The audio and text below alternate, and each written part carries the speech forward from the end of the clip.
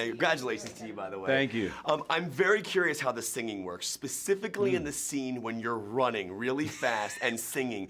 When you record that, how do you make it sound like you're running and singing? It was so cool. Are you ready? From now, literally doing this. These eyes will be blinded by. You have to do all of that.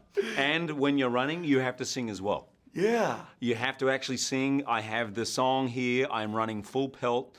And I don't know if that's is that a phrase you use? Full pelt? Never Just running as fast as you can, full pelt. And we are singing at the same time. And Justin and Benj, our lyricists and songwriters, are listening to it to make sure that my lip sync is perfect. And sometimes they use the live stuff. That's amazing. Yeah. I was wondering, throughout the film, are there things that are live? Some things, particularly the beginnings of songs. You know, one of the things with musicals is the getting into a song. It has to be seamless. You have to feel that you're not even noticing that you're going from talking to singing. Yeah. So sometimes then we'll have what we recorded on the set, sometimes in the middle of a song. So we record everything live, and then you also record it. Now, this is just a nerdy question, but to me, I think when I think of what P.T. Barnum did, bringing these people into this cast and who were just afraid to kind of show who they were and be themselves, it kind of reminds me of who kind of the X-Men are, and like they're 100%. outcasts in the sense of, and Professor X kind of gave them that opportunity to be them. I am curious, hypothetically, on a nerdy element, if P.T. Barnum were to put on an X-Men show, what do you think that show would be like? 100%. He would have loved the X-Men. I mean, really, that's what he was doing, and it is the same theme. And what would Barnum's X-Men would have been? You know what I think? I think of him as like an Elon Musk, like Steve Jobs. I don't think he would be putting up a circus tent and marching people around in their X-Men suits. I think he'd be in virtual reality. He would want to reach as many people as possible, and I think he'd be like, okay, I want to put everybody inside. I want the audience to be an X-Man or an X-Woman, and I want to put them in the troupe. That's what I think he'd be doing. I'm all in for You're that. in? Yeah, more of a serious question. One of the things I love about your character and the arc that he has throughout the film is he lets reviews affect him. And there's a critic in the movie, and at one point the reviews are bad, and he ends up using the circus as a quote. And then at one point the reviews are good, and he shuts his cast out and kind of goes along with the Rebecca Ferguson arc line. I'm curious, as an actor, maybe this early on in your career, I'm not sure if this still affects you, but if you have reviews, did you ever find yourself changing things you did based on reviews you read about yourself? You know, my father, when I told him I wanted to be an actor, he said, I'm a little worried you're a little too thin-skinned. I remember him saying that to me. And he's kind of right.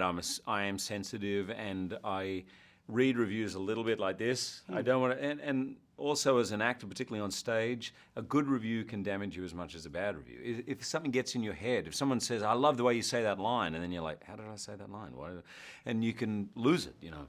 But ultimately, I've had a couple of reviews here in America, in New York City, that have been really tough to read.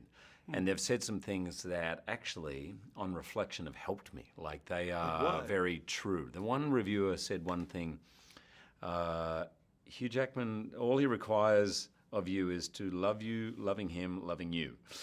And I remember at the time just going bright red. It was a difficult thing to read, but it ultimately helpful. Wow. That's interesting. Thank you so much for sharing that. My pleasure, man. And I love the shot when you're on that trapeze. It's the slow-mo of you coming there, and you're standing there, and then it cuts to your face. I'm curious, in the movies, when you actually shot that scene, how did that look for you? On that slow-mo shot, was that a separate shot? How did they film that moment? Well, I was swinging through the air, so it took me a while. I'd have to swing all the way this way. She came all the way from across the room, no net. For like a second. And you're literally just standing there on the side. Yeah, and I was just waiting there. Waiting for me to swing up to the balcony. And quite literally, I was just so impressed I didn't have to do much acting. I was just like pretty blown away. I don't know what it takes to swing upside down, all that momentum, and then just like, all of a sudden she'd get up and it would just be like, perfect face. Listen, there's a lot that led up to like, that. There's a lot that led up to that. A lot of ugly face before the 2 seconds of pretty face. So do you switch from the face to the actual close-up shot? Yeah, it's definitely a conscious choice. It starts with because it's uncomfortable, right? And then as soon as I felt that lift happen, you fall into that was it. And then as soon as you drop, it's like, shit, let me down. I want to see that tape. If I did that, my face would be like,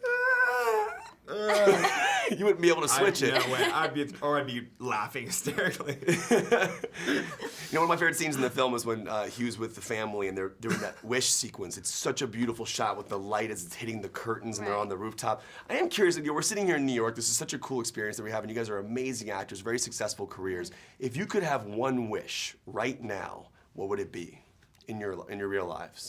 This is gonna sound so corny, and I've said Never it a million does. times. Never does. Say it. But this is it. We wish jointly for world World peace. peace. I know that sounds crazy That's great. right now, but like with everything that's going on, we just need a little more love. We need a little more peace. We need a little more acceptance. And that's one of the reasons I think that we're so excited about this film is Right. that it gets that message across in so many ways. And the music and the songs really they find a way inside your heart and soul to leave you with the message in mind, but also just excited on life and happy to be a part of this world.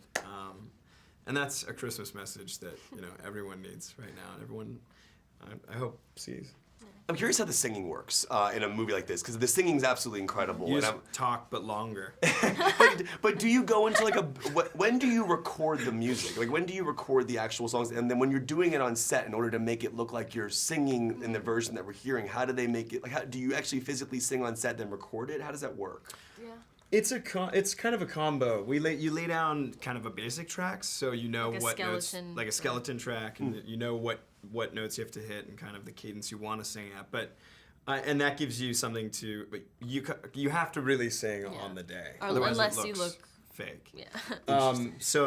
But oftentimes you get better as you progress, because then you're, as you're shooting, you find different things throughout the song, different intentions, and you find that your voice gets better and you can hit different notes. You can revisit the studio and then add in those little laughs or accent marks or I don't know, just maybe take away different stuff and add breaths. Nobody probably wants to hear like our live version while we were swinging around and doing all kinds of I want to hear the that. live version. It's of a lot that. of I ride the star. I want to see like when you could drop a lot of key changes. yeah.